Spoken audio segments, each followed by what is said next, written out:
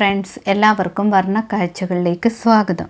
ഇന്നത്തെ നമ്മുടെ കഥയിലാണെങ്കിൽ കിരൺ ഷേർലിൻ ഇരിക്കുന്നിടം തൊട്ട് കുറച്ച് മുന്നോട്ട് എണ്ണ ഒഴിച്ചിടുകയാണ്. എന്തിനാണ് ഈ എണ്ണ ഒഴിക്കുന്നതെന്ന് കാർത്തികയും സമീറും നോക്കി നിന്ന് കാണുന്നുണ്ട്. കിരൺ എണ്ണ ഒഴിച്ചതിന് ശേഷം കിരണിൻ്റെ കയ്യിലിരിക്കുന്ന ബോൾ ആണെങ്കിൽ ഷേർലിൻ്റെ അടുത്തേക്ക് എറിയുന്നു. ഷേർലിൻ അപ്പോൾ ദേഷ്യപ്പെടുന്നുണ്ട്. മനഃപൂർവ്വം ഇവൻ ചെയ്തതായിരിക്കുമെന്നൊക്കെ മനസ്സിൽ വിചാരിക്കുന്നു. കിരണിനെ ആണെങ്കിൽ എല്ലാവരും വഴക്കു പറയുന്നുണ്ട്. പണ്ഡിതൻ ജ്യോതിഷം നോക്കുകയല്ലേ, നീ എന്തിനാണ് ഇങ്ങനെ ഡിസ്റ്റർബ് ചെയ്യുന്നതെന്ന്. കിരൺ അപ്പോൾ പറയണം, ഞാൻ ബോൾ അറിയാതെ കളിച്ചതാണ്, ആ സമയത്ത് അങ്ങോട്ട് വന്നതാണ്, അതുകൊണ്ട് ആ ബോൾ ഇങ്ങ് എടുത്ത് തരാൻ ഷേർലിനോട് പറയുന്നു. ഷേർലിനാണെങ്കിൽ ബോൾ എറിഞ്ഞു കൊടുക്കാൻ തുടങ്ങുമ്പോൾ കിരൺ വേണ്ട, എൻ്റെ മുഖത്ത് വല്ലതും വീണാൽ എന്ത് ചെയ്യും, അതുകൊണ്ട് എൻ്റെ കയ്യിൽ കൊണ്ട് തരാൻ പറയുന്നു. ഷേർലിൻ പെട്ടെന്ന് തന്നെ നടന്നു വരുന്ന സമയത്ത് എണ്ണയിൽ തട്ടി താഴെ വീഴുന്നു. സമീറും കാർത്തികയും അത് കണ്ടിട്ട് ചിരിക്കുകയാണ്. സമീർ അത് കണ്ടിട്ട് കാർത്തികയോട് പറയാണ്, ഇപ്പം നിനക്ക് മനസ്സിലായോ ചേട്ടൻ എന്തിനാണ് എണ്ണ ഒഴിച്ചതെന്ന്.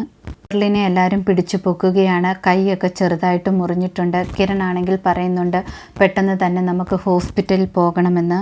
ഷേർലിൻ ആണെങ്കിൽ കിരണിനെ കുറ്റപ്പെടുത്തുകയാണ്, നീ കാരണമാണ് ഇങ്ങനെയൊക്കെ ഉണ്ടായതെന്ന് പറഞ്ഞിട്ട്. കിരൺ പറയാണ്, താഴെ എന്തോ ഒഴിച്ചിട്ടുണ്ട്, കിരൺ തന്നെ ചെയ്തതാണെന്ന്. ടീ കപ്പ് എന്തിയെന്ന് പറഞ്ഞിട്ട് ടീ കപ്പ് എടുക്കാൻ പോവുകയാണ്. ആ സമയത്ത് പെട്ടെന്ന് തന്നെ ആ കപ്പ് സമീർ എടുക്കുന്നു. സമീർ പറയാണ്, ഇതെൻ്റെ കപ്പാണ്, ഇതിൽ ഞാൻ ചായ കുടിക്കാറുള്ളതാണെന്ന് പറഞ്ഞിട്ട് ആ എണ്ണ എടുത്ത് കുടിച്ചിട്ട് ചായക്ക് നല്ല ടേസ്റ്റ് ഉണ്ടെന്നൊക്കെ പറയുന്നു. അതേസമയം കാർത്തികയാണെങ്കിൽ സമീറിൻ്റെ കപ്പ് വാങ്ങിയിട്ട് പറയുന്നു, ഇതെൻ്റെ കപ്പ, എൻ്റെ കോഫി കപ്പാണെന്ന് പറഞ്ഞ് പിടിച്ച് വാങ്ങിയിട്ട് കൊണ്ടുപോവുകയാണ് അകത്തേക്ക്. ഷേർലിൻ ആണെങ്കിൽ ടീ കപ്പ് ചെക്ക് ചെയ്യാൻ വേണ്ടി ചോദിക്കുന്നുണ്ട്. പക്ഷേ കാർത്തിക അതൊന്നും കേൾക്കാതെ കപ്പ് എടുത്തുകൊണ്ട് പോകുന്നു. ആണെങ്കിൽ ഷേർലിനോട്, ഞാൻ അങ്ങനെയൊന്നും ചെയ്യത്തില്ല, എൻ്റെ വരുംകാല ഏട്ടത്തിയമ്മയല്ലേ, അതുകൊണ്ട് ഇപ്പം തന്നെ ഹോസ്പിറ്റലിൽ കൊണ്ടുപോകണമെന്നൊക്കെ പറയുന്നു. അപ്പോൾ ഷേർലിൻ പറയുന്നു, എനിക്ക് ഹോസ്പിറ്റലിലൊന്നും പോകണ്ട എന്ന്. അപ്പോൾ പറയണം, ഹോസ്പിറ്റലിൽ പോകണ്ടെങ്കിൽ പ്രശ്നമില്ല, ക്ലിനിക്കിലേലും പോകാമെന്ന് പറഞ്ഞിട്ട് കൂട്ടിയിട്ട് പോവുകയാണ്. കൂട്ടിന് സമീറിനെയും വിളിക്കുന്നു. ഷേർലിനെ ക്ലിനിക്കിൽ കൊണ്ടുവരുന്നു. കിരണിൻ്റെ ഫ്രണ്ടാണെങ്കിൽ ബ്ലഡ് എടുക്കുകയാണ്. ഷേർലിനോട് ഇഞ്ചക്ഷൻ കുത്തുകയാണെന്ന് പറഞ്ഞിട്ടാണ് ബ്ലഡ് എടുക്കുന്നത്. ബ്ലഡ് എടുത്തതിന് ശേഷം റൂമിനകത്ത് ഷേർലിനെ ആക്കിയിട്ട് കിരണിനോടാണെങ്കിൽ കൂട്ടുകാരൻ വന്ന് പറയുന്നു. സമീറിനോടും ചേർത്താണ് പറയുന്നത്. ബ്ലഡ് ടെസ്റ്റിൽ നിന്നും ഉറപ്പായിട്ടും ഷേർലിൻ പ്രഗ്നൻ്റ് ആണോ ഇല്ലയോ എന്ന് മനസ്സിലാക്കാൻ പറ്റുമെന്ന് പറയുന്നു. പക്ഷേ ഷേർലിൻ ആണെങ്കിൽ ഇത് കേൾക്കുന്നുണ്ടായിരുന്നു. ഷേർലിൻ എന്ത് ചെയ്യണമെന്നറിയാതെ ടെൻഷൻ അടിക്കുന്നു. പെട്ടെന്ന് ഒരു ഐഡിയയിലാണെങ്കിൽ ഷേർലിൻ ഡോക്ടർ എന്നും പറഞ്ഞ് വിളിക്കുകയാണ്. അപ്പോൾ എല്ലാവരും അകത്തേക്ക് ചെല്ലുന്നു. ആ സമയത്ത് ബ്ലഡ് എടുത്ത് വെച്ചിരിക്കുന്നത് തട്ടി താഴെ കളയുന്നു. വീണ്ടും ടെസ്റ്റ് എടുക്കണമെന്ന് പറയുന്നുണ്ട്. പക്ഷേ ഷേർലിൻ സമ്മതിക്കുന്നില്ല. ആണെങ്കിൽ അവിടെ നിന്ന് പോവുകയാണ്. അത് കഴിഞ്ഞിട്ട് കിരൺ ചോദിക്കുകയാണ്, ഇനി എന്താണ് ചെയ്യുക എന്ന്. ഡോക്ടർ അപ്പോൾ പറയുന്നു, ഷേർലിൻ്റെ ബ്ലഡ് കിട്ടാതെ ഒന്നും പറയാൻ പറ്റില്ല എന്ന്. ഷേർലിൻ ആണെങ്കിൽ ഇന്ന് നടന്ന കാര്യങ്ങളെല്ലാം പോയിട്ട് പൃഥ്വിയോട് പറയുന്നു. പൃഥ്വിക്കാണെങ്കിൽ എല്ലാം കേട്ടിട്ട് ശരിക്കും ദേഷ്യം വരുന്നു. പൃഥ്വി പറയുകയാണ്, കിരണിനെ ഞാൻ ഉറപ്പായിട്ടും ജയിലിൽ കയറ്റും, അതിനുള്ള പ്ലാൻ ചെയ്യുന്നുണ്ടെന്നൊക്കെ.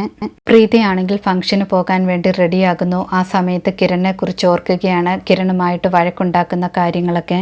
സൃഷ്ടി അപ്പോൾ ചോദിക്കുകയാണ്, കിരൺ സാറിനെ മിസ് ചെയ്യുന്നുണ്ടോ എന്ന്. പ്രീതി അപ്പോൾ പറയണ, എനിക്കാരെയും മിസ് ചെയ്യുന്നില്ല, എനിക്ക് ഫംഗ്ഷന് പോകണം, അതിനുവേണ്ടി ഞാൻ റെഡിയാകുകയാണെന്ന് പറയുന്നു. സൃഷ്ടിയാണെങ്കിൽ വീണ്ടും ചോദിക്കുകയാണ് പ്രീതിയോട്, നിങ്ങൾ തമ്മിൽ നല്ല ഫ്രണ്ട്ഷിപ്പ് അല്ലായിരുന്നോ, ശരിക്കും മിസ് ചെയ്യുന്നില്ല എന്നൊക്കെ ചോദിക്കുകയാണ്. പ്രീതിക്ക് അത് കേൾക്കുമ്പോൾ ദേഷ്യം വരികയാണ്. പ്രീതി പറയാണ്, എനിക്ക് ആരെയും മിസ് ചെയ്യുന്നില്ല എന്ന്. നീ എന്തിനാണ് ചുമ്മാതെ ആ പേര് എപ്പോഴും പറഞ്ഞുകൊണ്ടിരിക്കുന്ന, ആ പേര് പോലും ഞാനിപ്പോൾ ചിന്തിക്കുന്നില്ല എന്നൊക്കെ പ്രീതി പറയുകയാണ്. പ്രീതിയാണെങ്കിൽ റൂമിൽ നിന്നും പോയതിനു ശേഷം സൃഷ്ടിയാണെങ്കിൽ ദൈവത്തോട് പ്രാർത്ഥിക്കുകയാണ്, പ്രീതിയും കിരണയും പെട്ടെന്ന് തന്നെ ചേർത്ത് വെക്കണമെന്ന്. ഒരാളെ മിസ് ചെയ്യുന്നത് അതെത്രമാത്രം വേദനയാണെന്ന് അറിയുമോ എന്നൊക്കെ ദൈവത്തോട് പറയുകയാണ്. സൃഷ്ടിയാണെങ്കിൽ ആ സമയത്ത് സമീറിനെ ഓർക്കുന്നു. സൃഷ്ടിക്കാണെങ്കിൽ ശരിക്കും സമീറിനെ മിസ് ചെയ്യുകയാണ്. സൃഷ്ടി വിചാരിക്കുകയാണ്, ഞാൻ എങ്ങനെയാണ് സമീറിനെ കാണുന്നതെന്നൊക്കെ. സൃഷ്ടിയാണെങ്കിൽ ദൈവത്തോട് വീണ്ടും പറയുകയാണ്, എന്നെയും സമീറിനെയും കൂടെ മീറ്റ് ചെയ്യാൻ ഒരു അവസരം ഉണ്ടാക്കി തരണേ എന്നൊക്കെ. സമയം കിരണിനാണെങ്കിലും പ്രീതയെ മിസ് ചെയ്യുകയാണ്. നിന്നോട് സംസാരിക്കാത്തത് കൊണ്ടും വഴക്കുണ്ടാക്കാത്തത് കൊണ്ടും മനസ്സിലെന്തോ ഒരു സങ്കടം പോലെ തോന്നുന്നു എന്നൊക്കെ സ്വയം പറയുകയാണ്, എനിക്ക് എൻ്റെ നല്ലൊരു സുഹൃത്തിനെ മിസ് ചെയ്യുന്നു എന്ന്. ഇതോടെ ഇന്നത്തെ കഥ അവസാനിക്കുന്നു. പുതിയ കഥയുമായി വീണ്ടും കാണാം. താങ്ക്